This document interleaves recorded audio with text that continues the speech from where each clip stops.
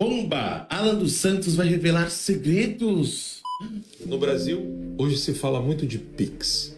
As pessoas estão preocupadas com transações porque elas estão preocupadas com questões econômicas. Eu não tiro a razão dessas pessoas. É escondido delas o fato de que elas não podem se proteger e que o Estado é o culpado disso. E quando eu falo Estado, é o Poder Executivo com anos de PT, o Poder Legislativo com a elite que domina o Brasil, o Centrão, e o Poder Judiciário, com uma agenda bem clara. A Agenda 2030, uma agenda socialista interna, própria da América Latina, e interesses em manter-se no poder, com um medo extremo de ser regido pela vontade popular. Durante anos, os comunistas tentaram assumir o poder em vários países, na Europa, nos Estados Unidos e na América Latina, porque a Ásia já estava toda sob o controle deles. A China, a Coreia do Norte, a Rússia. Todos esses lugares já estavam dominados pelos comunistas. Então faltava a Europa e faltava a América do Norte. A América Latina, na década de 60 e 70, sofreu vários ataques de grupos terroristas que atuaram de modo absolutamente criminoso para tomar o poder. Algumas respostas foram dadas no Chile e no Brasil, mas isso não durou muito tempo. Os comunistas mudaram de estratégia e pensaram duas vezes antes de atuar como eles estão fazendo hoje em dia. Após alguns anos de mudança de estratégia, sobretudo após a perestroika na Rússia, a abertura, o fim do muro de Berlim, os comunistas mudaram completamente de estratégia e decidiram então que agora eles precisavam dominar as mentes e os corações. Eles precisavam então dominar as igrejas, dominar as nossas escolas. Abandonaram os atos criminosos de terrorismo e passaram então a dominar as nossas instituições. Essas ações tiveram muito êxito. No fim das contas, os comunistas conseguiram criar a ONU, dominar a ONU por dentro, evitando que os países tomassem suas decisões domésticas e impuseram aos países decisões internacionais em nome da paz. Após a ONU, vários grupos, blocos que foram criados para dominar regiões foram então minimizando e minando cada vez mais a autodeterminação local, a soberania dos países. Então, mesmo que o povo conseguisse fazer alguma coisa, era-lhes retirado o poder, porque esses blocos e esses poderes globais iam impondo as suas agendas. Assim o povo ficando cada vez mais distante de tomar a decisão para determinar o futuro de suas vidas. Eu quero falar com você algo não tão profundo e não tão genérico, mas muito particular e que toca diretamente a sua vida. Você que mora no Brasil sabe que eu estou nos Estados Unidos em exílio. Tenho um filho americano e também nos Estados Unidos. Hoje é um local que eu quero guardar com todo o meu coração. Por isso esse vídeo é sobre o Brasil e os Estados Unidos. No Brasil, nós temos um criminoso no poder, rodeado de criminosos no poder judiciário e no poder legislativo. Que tipo de poder é esse que o Lula conseguiu? Muitos acham que o Lula não tem poder algum, ele era apenas um fantoche. De fato, não é de todo mentira. Ocorre que Lula tem um mentor, chamado José Dirceu. E junto com o seu mentor, ele criou o Foro de São Paulo. Lula e Fidel Castro criaram o Foro de São Paulo, mas a mão que organizava tudo na América Latina era o terrorista José Dirceu, um homem que sequer pode pisar em território americano. José Dirceu, para quem não sabe, protagonizou um momento muito importante na história entre Brasil e Estados Unidos. Afinal de contas, ele só está liberto porque sequestraram um embaixador americano. As pessoas responsáveis pelo sequestro também não podem pisar em território americano.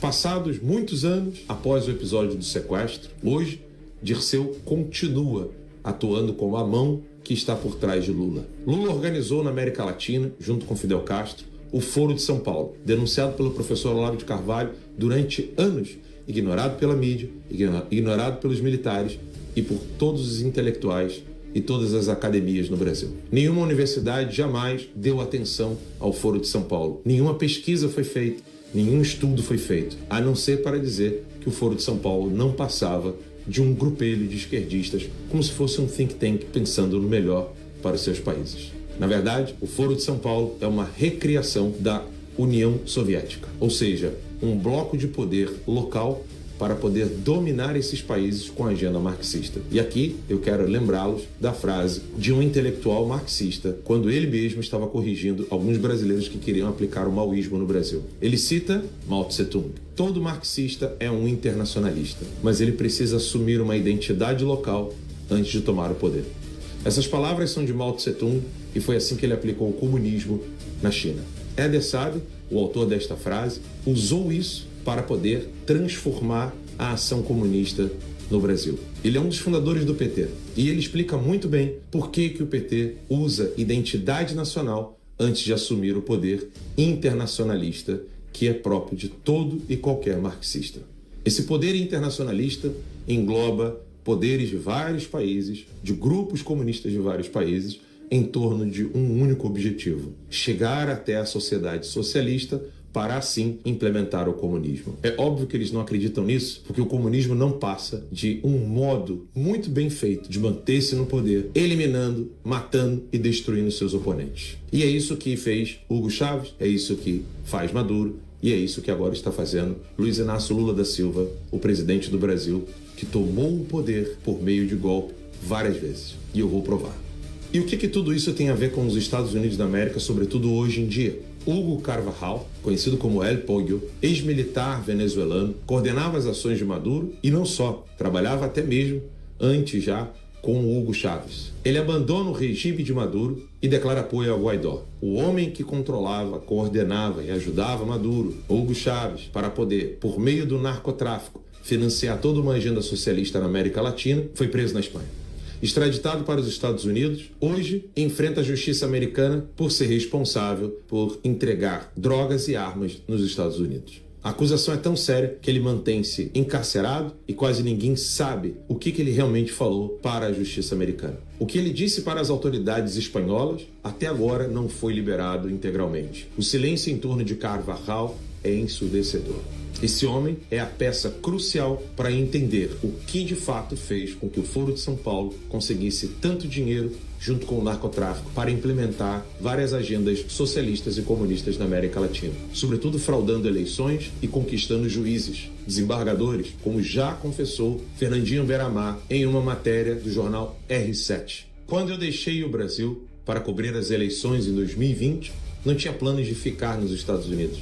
Pelo contrário, a minha empresa estava no Brasil e queria apenas expandir o Terça Livre nos Estados Unidos. Isso não foi possível. Acho que talvez as pessoas que não são daquela época não lembrem, mas o Terça Livre era enorme, era colossal. Era mais de 30 funcionários, os caras batiam, na época não existia lives. Não existiam lives. Tinha live do Terça Livre, fazia 40, 50 mil pessoas ao vivo, e aí tinha a live, sei lá, da CNN da UOL com 200. A Jovem Pan conseguia um par de milhares, no máximo, no auge deles, velho. Os caras faziam 50 mil pessoas. Por isso que eles tinham que ser destruídos, mano. Senão, como é que os caras iam continuar no poder, né? Eles sim salvaram a demoniocracia. Não tenho nenhuma dúvida disso, não. Possível porque uma das denúncias que fiz foi sobre escutas telefônicas foram realizadas em Brasília para poder saber o que o então presidente Jair Messias Bolsonaro iria fazer. Essas escutas envolviam a Embaixada da Coreia do Norte, a Embaixada da China e membros do Judiciário brasileiro.